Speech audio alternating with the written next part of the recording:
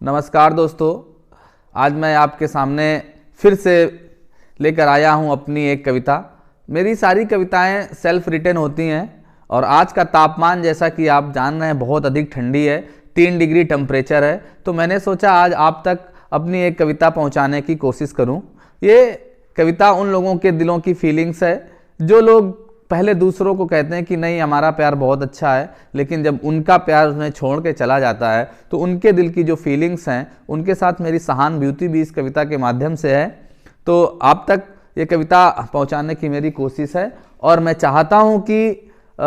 इस ठंडी में आप इसे पूरे मन से सुने और इसका पूरा आनंद लें, ताकि आपको भी अपने बिछड़े महबूब की, अगर आपने कभी मोहब्बत की है तो बिछड़े महबूब की याद आए और आपकी वो यादें तरोताज़ा हो जाएं।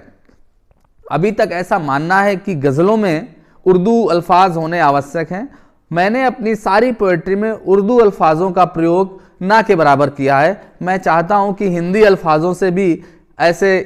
कविताएं लिखी जा सकती हैं जिनमें सारी फीलिंग्स सजोई जा सकती हैं। तो आज मेरी कविता प्रस्तुत है आप लोगों के सामने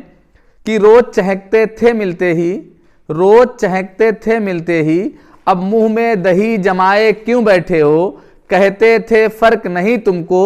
तो इतना ध्यान लगाए क्यों बैठे हो, इसकी वाली ऐसी है उसकी वाली वैसी है कहने वाले, चली गई जब साथ किसी के अपनी वाली, फिर कोने में मुंह लटकाए क्यों बैठे हो, सोना मोना बाबू साबू तुमको कहती थी, रचा ली उसने मेहंदी फिर भी आस लगाए क्यों बैठे हो, सांस आस विश्वास, सांस आस और धड़कन तुम भी कहते थे, जोड़े में है आज वो फिर तुम आंख गड़ाए क्यों बैठे हो, जान किसी की अब है वो जान तुम्हारी, जान किसी की अब है वो जान तुम्हारी, अब भी तुम उसकी तस्वीर छुपाए क्यों बैठे हो, तुम भी जीवन साथी चुन लो अपने बाकी के जीवन का, तुम भी जीवन साथी चुन लो अपने बाकी के जीवन का, उसके बिन जीवन शेष नहीं है, ऐसी जिद को गले लगाए क्यों बैठे हो, रोज चहकते थे मिलते ही,